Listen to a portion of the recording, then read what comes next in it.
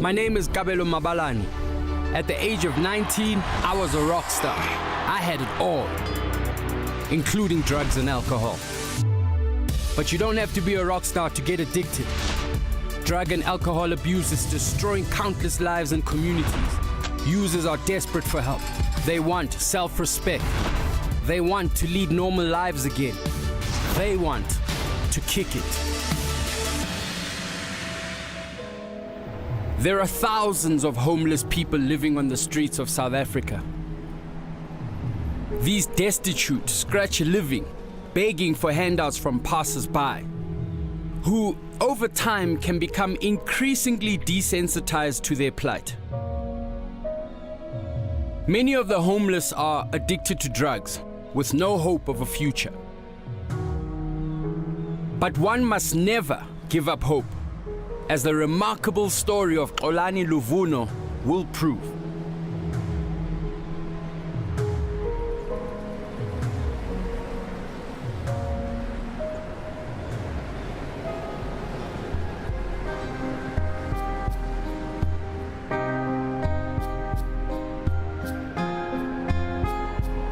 My name is Xolani Luvuno.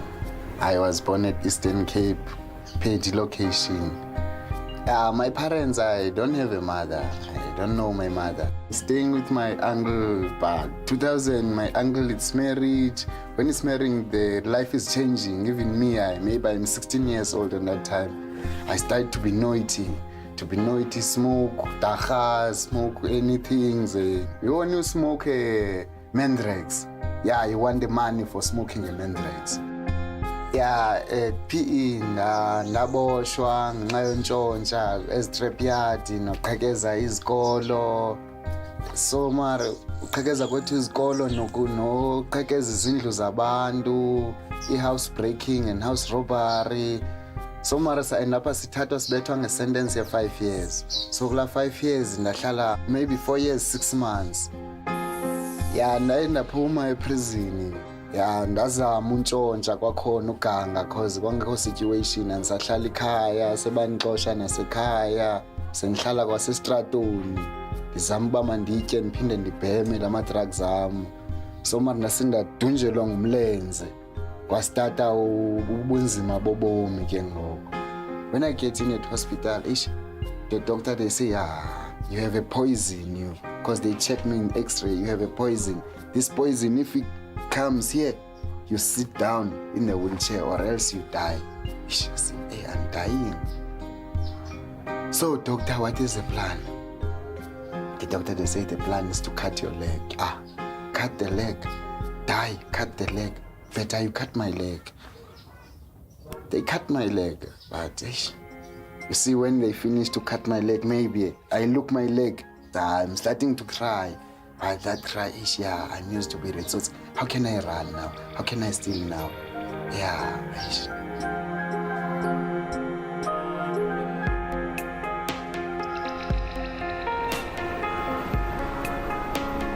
Left with only one leg, Xolani found life extremely difficult. With a friend, he decided to leave Port Elizabeth and move to Durban, where he thought things would be better.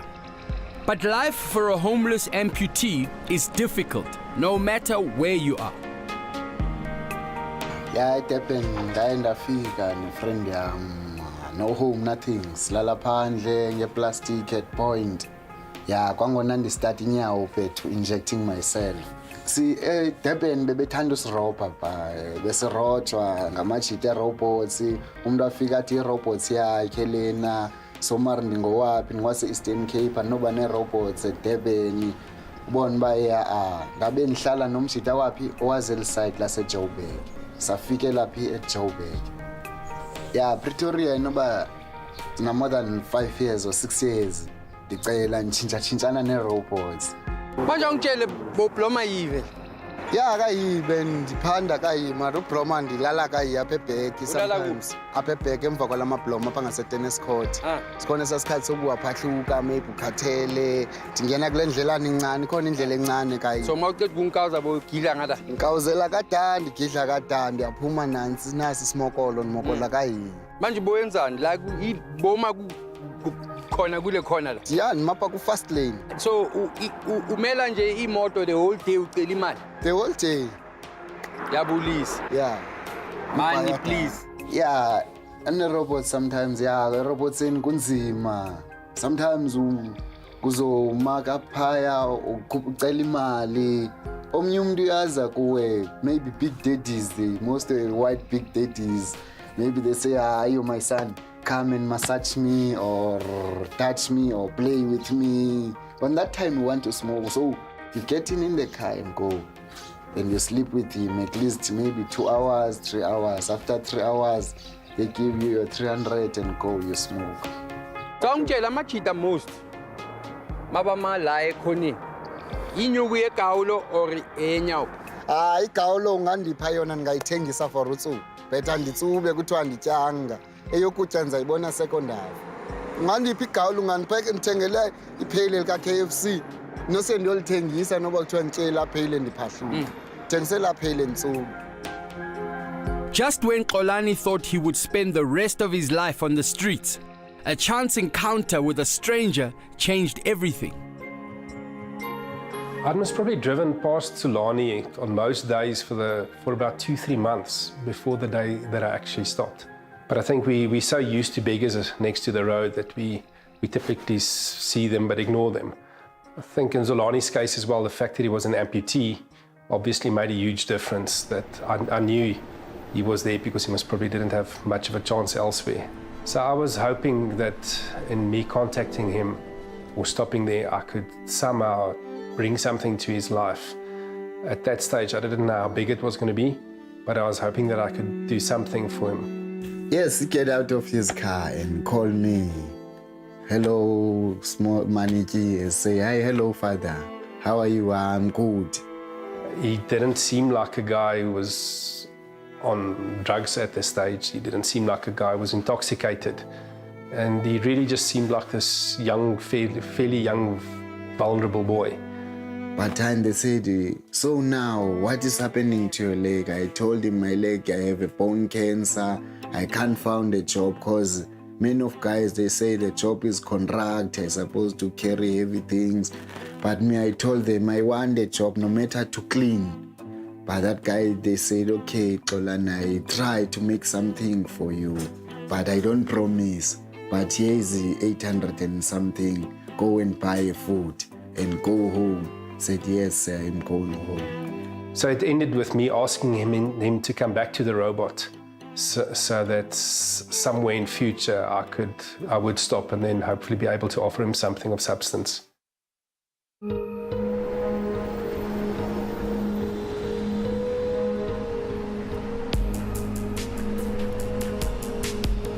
You know, Hein has been he's always looking for an opportunity to do good. So he's been looking for a long time for a person to help. And he called a meeting upstairs with me and another gentleman that worked here and just asked our feedback about the possibilities. And, you know, we were just thinking about the possibilities. And Hein, being the eternal optimist, he decided to go ahead and give this young man a chance. Maybe after 5 days or 6 days, they coming back again. Came on, Nikki, let's go. Maybe this guy, maybe they give me job or they take me at home. I don't know, even me on that time. He was quite quiet. Only later did I realize what thoughts had gone through his mind, because he had later explained to me that there were other people who, under similar circumstances, would stop, invite them into cars, take them home, and then exploit them. And little did I know that in his mind, he knew that that could have been a possibility as well. But I took him home. Renel and Jacob were already at my house. I was in two minds about it. In some ways, I wanted to believe, but then you're always scared that it's not going to work out. But then you don't have a lot to lose. And Hein was so adamant that he wants to give this young man a chance. They asked me, you want a coffee? I said, yes, father, I want a coffee. Or else first, before you want a coffee, you don't want a shower. I said, hey, shower. Yeah, I want a shower. I trust him. They say getting in the shower, I get in the shower. I shower with a nice water after more than 7 years. Well, after his shower, where he was extremely happy about his white towels that he used, he came back telling us about the white towels. Then we took him and got some clothing for him, just basics, and he came to work. In my ideal world, he would be fitted with a leg. I would be able to offer him employment, and obviously get him off the streets and into secure housing. Desperate for a chance to turn things around, Xolani jumped at the opportunity to work at Hein's perfume factory. It was his first job ever. Yeah, the first day of Xolani at work was actually a wonderful day. It was clear that he'd be able to do the technical things required of him. He also integrated very well with the staff. The staff were excited about having him around. Yeah, they teach me how to bottle the perfume. They give it. There's another guy called Jacob. They say Jacob must teach me how to bottle the perfume, how to make the samples. They teach me. Yeah, I saw even me, at least handwork, I know. It's easy things. I do this thing. And his work ethic was just incredible to me, because I was really scared about that part, that maybe he won't have a work ethic because he's not used to working. That first night they call all of the staff, and they call many of the guys, Soshangove, Mabupane, Mamelodi. Then they ask all of them, I found this guy on the street, this guy, they didn't have a home here. I want a room for this guy. So I volunteered, explained to him that I have a room that is empty. Then we've gone together. At the same time, we bought some blankets and some stuff to eat for him. So at 5 o'clock, he left work with a day's wage in his hand and the promise of a job the next day again. Xolani was going to sleep in a bed for the first time in many years. But that first night at Manda's house in Mamelodi was anything but pleasant. The demon of nyaope bombarded him with torturous withdrawal symptoms. And that night I didn't sleep, because you can't sleep when you smoke that thing. If you don't smoke, you can't sleep. So I didn't sleep the whole night. Early in the morning, you know, when you are a smoker, when you want something, you hustle until you found it. Yes, I get out in my second day at Mamelodi. I didn't know anyone. I checked the guys. You saw someone, this one, smoke this thing, I want to smoke. Brother, you smoking? Yeah, I smoking what? I smoking dacha. I say, I don't love dacha. I don't smoke dacha. Dacha is too weak. Me, I want the strong thing. I give him 20 rand fast. They show me where did I found this thing. I buy it. Inject myself fast. Unable to control his need for nyaope, Xolani blew everything he was paid on the drug. When he couldn't afford lunch at work the next day, he was confronted about what he did with the 300 rand. Xolani decided to tell the truth, admitting to his addiction. He was shaking. He looked very different. His eyes were bloodshot and very thick. And you could see that he had a physically bad time.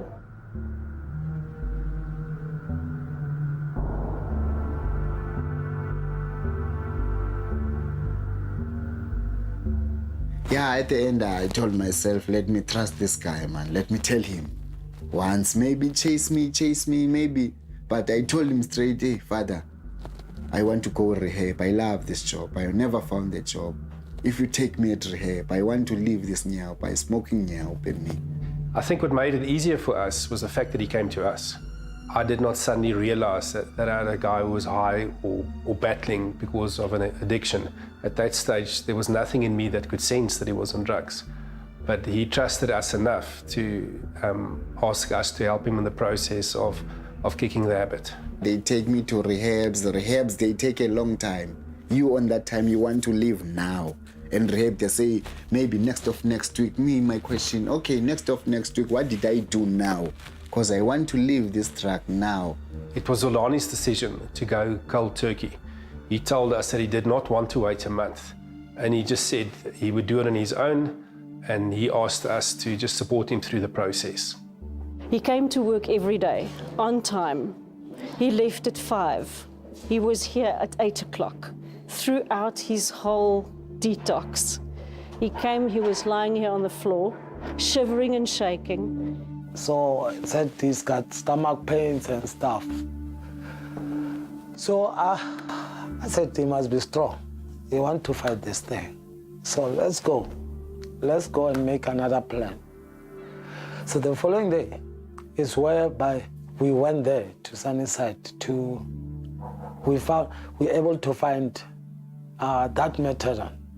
But it really helped him. Because of the time he started using it, he was better. I was amazed by how he did it during that week or 10-day process, and he showed incredible strength of character, sticking it out when obviously physically his body was going through something that was very difficult. Soon after Xolani successfully completed an emotionally and physically tough detox to kick his nyaope addiction, Hein proudly had him fitted with an artificial leg. It was an amazing day. It is still, I still look back at the day and I can remember so many moments in the day. The fact that he told me it was the first time in 6-7 years he could use his arms.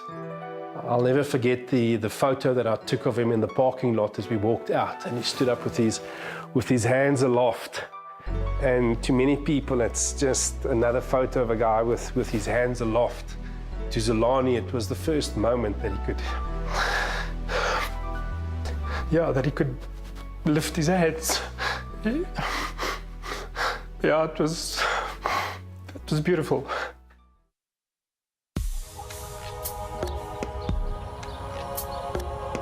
There was a big running movement that started within the company for which Xolani worked. Everybody started running. Initially, the guys ran 10 kilometers and then 21 kilometers. And eventually, we had a group of 15 guys who started training for the Comrades of 2017. So Xolani also started running. It's difficult, but it's not difficult because I told myself on that time, standing on the robots to walk in one place maybe the whole day. So why now? It's a sport to walk 5 kilometers. At least I make 5 kilometers at Spa. It's a Spa ladies fundraise. But I don't feel that 5 kilometers. I finish fast. The Wally Haywood was an incredible day for him. It was an incredible day for me. Prior to that, Xolani's longest distance had been at 21. And he would typically start suffering at the end of a 21. 21 kilometers on a pair of crutches is a long distance. I noticed in the distance an ambulance on the opposite side of the road. And as I drove closer, I was shocked to see that in front of the ambulance was a guy running at a reasonable speed, but he only had one leg. He was on a set of crutches. And with him was another runner who was a few steps ahead, parked on the side of the road, and took out my phone and videotaped and took a few photographs as they were approaching. And as I usually do, I went on social media and I tweeted a photograph, and the tweet read, "I've just spotted this runner in Centurion running 52 kilometers in the Wally Haywood. He has bone marrow cancer. I salute his courage and willpower." We went slower than what he would normally go because we had to pace ourselves for 42 kilometers. At the end of the first lap, they actually wanted to put us off the road. I pleaded with the officials to let us through. We actually missed the cutoff, I think by almost 18 minutes or something. So it was him and me for the next 21 kilometers with not another athlete in sight. And he was super motivated to finish that race. Just when everyone thought the worst was behind them, Hein soon realized that Xolani had replaced the demon of nyaope addiction with another demon, alcohol abuse. My father, Mr. Hein Venter, told me, Xolani, don't be a follower, be a leader. Don't follow the guys. Yeah, on that time, I following the guys. I see someone ex-us with drinking. So even you, man, drink. Yeah, drinking, I can say, even us, the people who are around him, we were drinking. Alcohol doesn't treat us the very same way. If I drink, I can drink 7 beers without making any mistake. But him, if he can take 2 or 3, then it becomes a problem. When we realized that he's replaced his drug addiction with alcohol addiction, we had much more of a challenge because you can hide alcohol addiction. You can be very functional, and he was very functional. He only had problems that we could see over weekends. He gate-crashed parties and all sorts of things like that. Xolani went completely off the rails during a work trip to Durban in 2016, going off on a drunken binge. And he paid a price for it when he returned to Pretoria. Hein fired him. The Monday at work, one of the girls told me that she was scared of Xolani. She reminded me that he'd been in prison, and her words to me was just that we don't know everything about this guy. I was not prepared to ask my staff members to share space with a person that they were literally scared of. And I see, even at home, they chase me because of drugs and alcohol. So now my father here chased me because of drugs and alcohol. My first job in my entire life. Let me leave this alcohol, because the alcohol, I do many wrong things. 2 weeks after the day that Xolani left us, it was a Monday, when I arrived at work, Xolani was already waiting for me, and he asked to see me in my office. He asked me whether he could have his job back. At that stage, I called a couple of staff members again, and we discussed the situation. My view then, and my words to them, was that if we didn't take Xolani back and bring him back into an environment where he was surrounded by good people, that he'd most probably go back on drugs, go back to the street. Hein signed Xolani up for AA meetings, and he's been alcohol-free since November 2016. Yeah, I say thanks God now, Goba, it's a long time, I don't work, yazi, mawindoda ungasebenza khomnandi, ungayazi uzawuthini ungenandlu, lala phandle, awusapoti, awunabantwana. Mara no, ndithi ndozijonga ndibona uba ya no, ndijabulile ngaphakathi. I know, I see a hero. And this guy achieved a lot.